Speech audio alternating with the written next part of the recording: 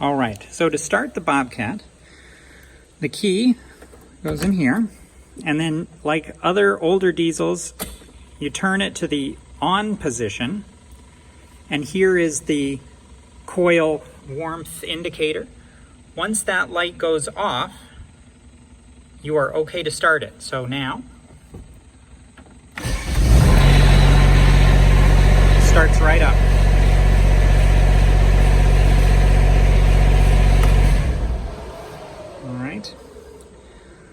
Now, the transmission does have park, neutral, low, and high. You'll notice there's no reverse because as long as you're in low or high, the reverse is actually just this pedal here, and forward is here. I really liked that because it's super easy to go forward and backward without having to go into gear, or change the gear, I mean. But because it is a hydrostatic drive, there's not a ton of torque. So while this will go up all of the steep trails, it goes incredibly slow, and I've never taken it up the steepest trail on the very east side, but I have gone on all the other trails with this. This isn't the vehicle that I would say is fun on the trails. For that, I ended up getting an ATV or a snowmobile. But this is a very utilitarian vehicle, and I just kept the broom on it all winter, which made it a little tough to use on the trails in the winter. And I liked to preserve the snow for skiing, so that's why I ended up using a snowmobile during the winter mainly. The broom here is hydraulic. I'll show you in another video how to attach the hydraulics,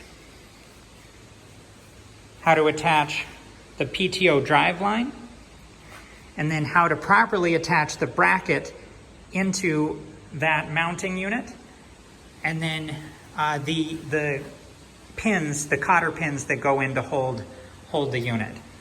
I've only had, in the 4 years that we owned this broom, I've had it serviced one time and replaced all the bristles.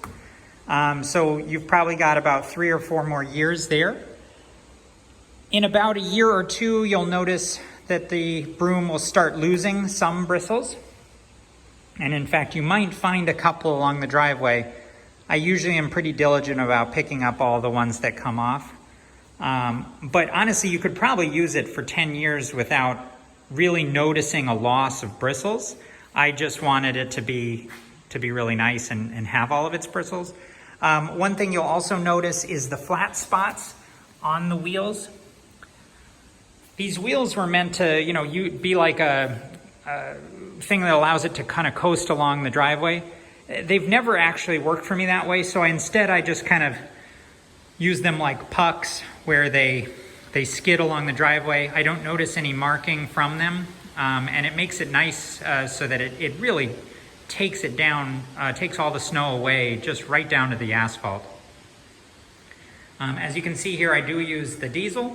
I use a winterized diesel, and then if for some reason the Bobcat still has a full tank or a somewhat full tank when it's time for winter, I have some Arctic Freeze diesel additive that I just put a cap full into the tank.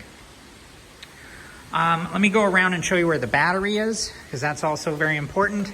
A few times I've had a dead battery, which is why I've got a little charger there.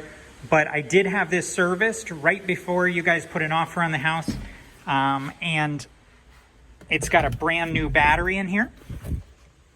Okay, so this is, there's some manuals in there. I usually just have that actually out, and I have it like this.